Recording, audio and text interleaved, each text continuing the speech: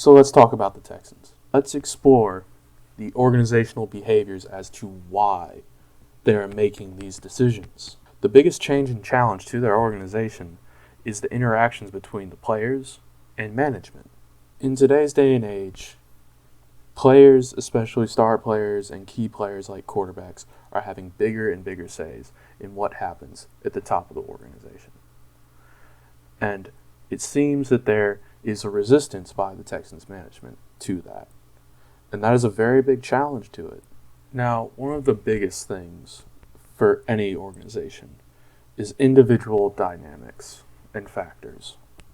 Because an organization is made up of individuals working under a banner towards a common goal. Now, that some may just be there for a paycheck, others may be there to have fun or because it's their passion. But an organization is no doubt made up of a group of individuals working for a common goal.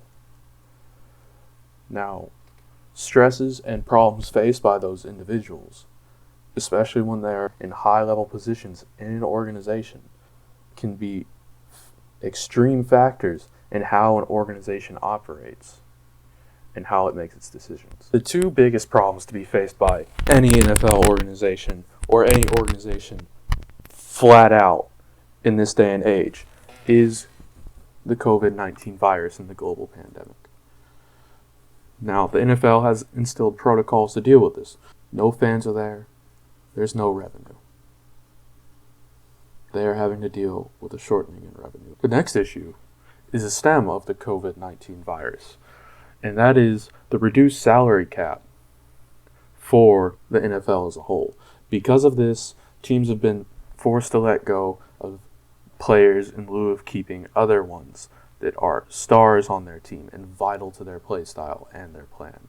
Now, this is vital to the organization in terms of survival because this frees up several $1 million for them to work with to keep players on, to hire one-year contracts of free agents and keep them afloat and competitive in this upcoming 2021 season.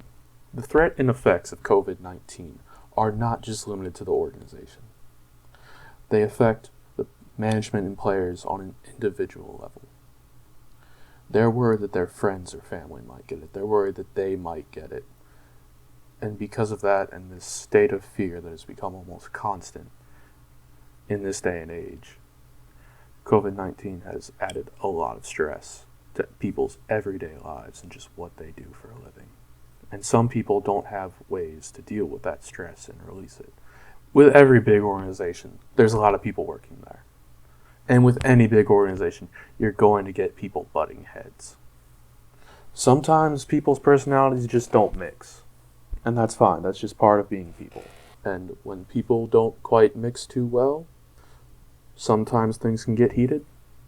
And personal disputes can work their way into the professional sphere of things. Let's talk about politics. I'm not talking about the kind of politics that gets your family yelling at each other at Thanksgiving dinners. The politics about how much power people have. With people having different personalities, people have different perspectives. They have different views on things. And that can greatly affect how people see the way they should use their power. Whether it be for individual benefit, what they think is best for the organization, or their best vision of the most efficient way to reach the organization's goal.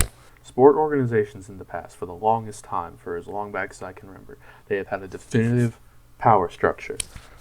Until the advent of social media and superstars, organizations have had most of the political power stored at the very top, with the management, with ownership, with everything. And they hold the formal power as well. But with the advent of social media, and everything that goes along with it, outreach programs, public image, everything.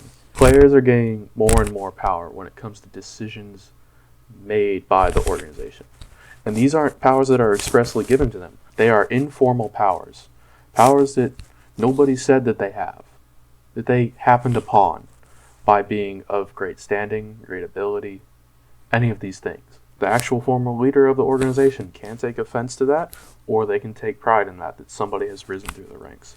And they can either take steps to decrease these informal powers, or to give them more formal powers within the bounds of their informal powers to make decisions along with the management.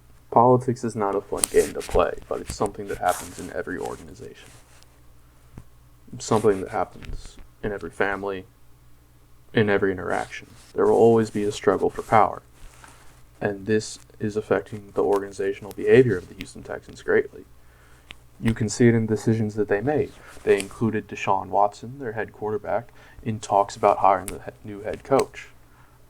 But Deshaun took offense when they did not take any of the coaches that he suggested and hired one that they thought was best. The decisions of the organization to not consider the suggestions of their head quarterback has caused some disconnect between them and their quarterback.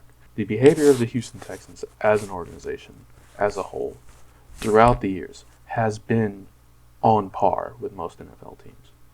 But in an age where teams are growing and changing their power dynamics in interpersonal politics, will the Texans change theirs as well?